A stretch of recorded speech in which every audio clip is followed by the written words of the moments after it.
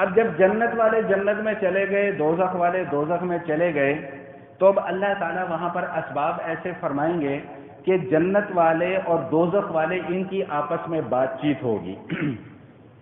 ان کا آپس میں مکالمہ ہوگا، وَبَيْنَهُمَا حِجَابٌ، درمیان میں ایک آڑ ہوگی، لیکن اس آڑ کی وجہ سے ادھر والوں کی آواز ادھر آ جائے گی، ادھر والوں کی آواز ادھر آ جائے گی، وہ آڑ درمیان میں رکاوٹ نہیں بنے گی۔ اگر کسی کو یہ مسئلہ سمجھ میں نہیں آتا تو بھائی اس کے لیے پہلا اور آسان جواب تو یہ ہے کہ یہ دنیا کے معاملات پر آخرت کے معاملات کو قیاس نہیں کرنا چاہیے، اور دوسری بات یہ ہے کہ آج کی سائنس نے ہمارے اس مسئلے کو بھی حل کر دیا۔ آپ پاکستان میں بیٹھے ہوتے ہیں، فون کان سے لگاتے ہیں، امریکہ میں آپ بات کر رہے ہوتے ہیں، بات کرنے والا نظر نہیں آ رہا ہوتا لیکن پھر بھی آپ بات کر رہے ہوتے ہیں۔ آپ تو اتنی لیٹسٹ ٹیکنالوجی آ گئی ہے کہ اب آپ بات کرنے والے کا چہرہ بھی سامنے دیکھ رہے ہوتے ہیں۔ تو بہرحال یہ اللہ کے کرنے کے کام ہیں، اس کے متعلق مجھے اور آپ کو کوئی فیصلہ پیش کرنے کی ضرورت نہیں ہے، اللہ پہلے سے فیصلہ کر چکے ہیں۔ اب جنت والوں کا اور دوزخ والوں کا آپس میں ایک مکالمہ ہوگا، یہ قرآن کے الفاظ ہیں۔ وَنَادَى أَصْحَابُ الْجَنَّةِ أَصْحَابَ النَّارِ أَن قَدْ وَجَدْنَا مَا وَعَدَنَا رَبُّنَا حَقًّا فَهَلْ وَجَدْتُم مَّا وَعَدَ رَبُّكُمْ حَقًّا، کہ جنت والے دوزخ والوں سے بات چیت کریں گے تو یہ بات چیت کریں گے کہ بھائی ہم سے جو ہمارے رب نے وعدہ کیا کہ ایمان لاؤ گے، اچھے اعمال کرو گے تو تمہیں انعامات سے نوازوں گا، وہ وعدہ تو اللہ نے ہمارے سے پورا کر دیا، تم یہ بتاؤ کہ تم سے جو عذاب کا وعدہ کیا گیا تھا کہ اگر ایمان قبول نہیں کرو گے، نیک اعمال نہیں کرو گے تو تم پر اپنا عذاب مسلط کروں گا، کیا تمہارے ساتھ بھی وہ وعدہ پورا ہو گیا؟ تو اب جو اہل جہنم ہوں گے وہ نہایت شرمندگی کے ساتھ جواب دیں گے کہ نعم، بالکل ہمارے ساتھ بھی جو عذاب کا وعدہ کیا گیا تھا وہ وعدہ پورا ہوا۔ تو اس کے بعد ایک اعلان کرنے والا یہ اعلان کرے گا کہ اللعنۃ اللہ علی الظالمین، کہ جن لوگوں نے اس دنیا میں ظلم کیے ہیں ان کے اوپر اللہ کی لعنت ہو۔ اور یہ ظلم کیا کیا کرتے تھے؟ یہاں پر جو قابل توجہ بات ہے وہ یہ ہے کہ وہ ظلم ان کا کفر کا نہیں گنوایا جائے گا، ظلم ان کا شرک کا نہیں گنوایا جائے گا، ظلم جو بیان کیا جائے گا وہ کیا بیان کیا جائے گا کہ الذین یصدون عن سبیل اللہ ویبغونها عوجا، کہ یہ لوگ خود بھی دین پر عمل نہیں کرتے تھے اور جو لوگ دین پر عمل کرنا چاہتے تھے ان کو بھی نہیں کرنے دیتے تھے۔ یہ ہے اصل نقطہ، آج کی گفتگو کا اصل نقطہ یہ ہے کہ خود بھی دین کو سیکھنا نہیں، دوسروں کو بھی سیکھنے نہیں دینا، خود بھی دین پر عمل کرنا نہیں، دوسروں کو بھی عمل کرنے نہیں دینا، اور جو دین کو پھیلانے والے ہیں، دین کی تعلیم کرنے والے ہیں، دین کی تبلیغ کرنے والے ہیں، ان کو طعن و تشنیع کا، گالم گلوچ کا نشانہ بنانا یہ ہمارا ایک معمول کا وتیرہ بن چکا ہوا ہے اور ہمارے روٹین کے کام ہے۔ میں اگر یہ کہوں،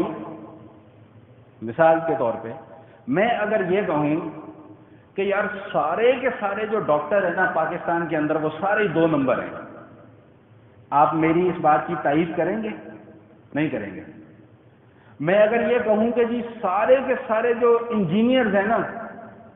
وہ غلط عمارات بناتے ہیں، غلط تعمیرات کرتے ہیں، سارے کے سارے ٹوٹلی 1 to all، آپ میری اس بات کی تائید نہیں کریں گے، یقیناً نہیں کریں گے۔ لیکن اگر میں یہ کہوں کہ یار سارے کے سارے مولوی غلط ہوتے ہیں تو سب ہاتھ کھڑا کر دیں گے، جی مولوی صاحب نے بالکل صحیح بات کی ہے، بالکل صحیح بات۔ کیوں بھائی؟ کیوں؟ یہاں پر آ کر ہمارے اپنے جو خود ساختہ معیارات ہیں وہ کیوں بدل جاتے ہیں؟ میں یہ نہیں کہتا کہ طبقہ علماء میں جہلا موجود نہیں ہے، یقیناً موجود ہیں اور ان کی وجہ سے طبقہ علماء بھی بدنام ہوتا ہے، لیکن یار کچھ ذمہ داری میری اور آپ کی بھی تو ہے۔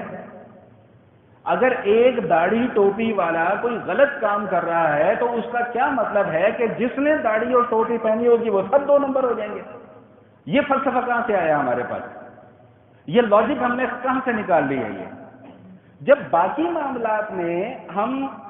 ان معیارات کو تسلیم نہیں کرتے، تو یہاں پر آ کر ہم صرف اس معیار کو بنیاد بنا کر سارے کے سارے طبقہ علماء کو کیوں گالیاں دینا شروع کر دیتے ہیں؟ مجھے پتا ہے کہ بہت سارے لوگ میری اس بات سے اختلاف کریں گے، لیکن جو حقیقت ہے وہ حقیقت ہے۔ آنکھیں بند کر کے ذرا تنہائی میں جا کر بیٹھ کر سوچئے گا کہ ہاں یار یہ بات ہے کہ نہیں ہے، کہ ایک شخص اگر اس نے داڑھی رکھی ہوئی ہے، ٹوپی پہنی ہوئی ہے، وہ اشارہ توڑ رہا ہے، سگنل توڑ رہا ہے، وہ ہم کہیں گے یار یہ وہ ابھی پرسوں مجھے ایک صاحب بتا رہے تھے کہ جی وہ کہنے لگے کہ جی جہاں ٹریفک وائلیشن ہوگی نا وہاں پر دو ہی طبقے موجود ہوں گے، یا مولوی ہوگا یا عورت ہوگی۔ لا حول ولا قوت الا باللہ۔ انہوں نے کسی داڑھی ٹوپی والے کو دیکھ لیا ہوگا سگنل وائلیشن کرتے ہوئے، تو جی وہ فوراً جو ہے وہ فتویٰ لگ گیا کہ سارے ہی مولوی جو ہیں وہ سگنل وائلیشن کرتے ہیں۔ ذرا باہر سڑکوں پر نکل کر دیکھو کتنے مولوی آپ کو نظر آتے ہیں سگنل وائلیشن کرتے ہوئے۔ میرا جو گفتگو کرنے کا مقصد ہے وہ خدا نہ خواستہ کوئی کسی کو کوئی رگڑا لگانا مقصود نہیں ہے، یا کسی کی کوئی دل آزاری مقصود نہیں ہے، میں تو صرف سمجھانے کی کوشش کر رہا ہوں کہ اللہ کرے کہ میری بات یہ کسی کے پلے پڑ جائے، کسی کو سمجھ میں آ جائے کہ صرف اس کو بنیاد نہ بنائیں، صرف اس کو بنیاد نہ بنائیں۔ ہر انسان کا اپنا ایک کردار ہے، ہر انسان کا اپنا ایک ذاتی تشخص ہے، پہلے اس کو پرکھ تو لیجئے کہ آیا واقعی یہ اس کیٹیگری میں آتا بھی ہے کہ نہیں آتا، پھر اس کے بعد جو جی کرے فتویٰ لگائیے۔ تو عرض کرنے کا مقصد یہ تھا کہ جو لوگ جہنم میں جائیں گے ان کے دوسرے گناہ نہیں گنوائے جائیں گے، ان کا صرف یہ ایک گناہ وہاں پر بیان کیا جائے گا کہ بھائی نہ تو خود دین پر عمل کرتے تھے اور نہ دوسروں کو دین پر عمل کرنے دیتے تھے، اور اگر کوئی دین کی تعلیم کرتا تھا، دین کی تبلیغ دیتا تھا، تو اس کے راستے میں بھی روڑے اٹکاتے تھے کہ یہ بندہ بھی دین کا کام نہ کر سکے۔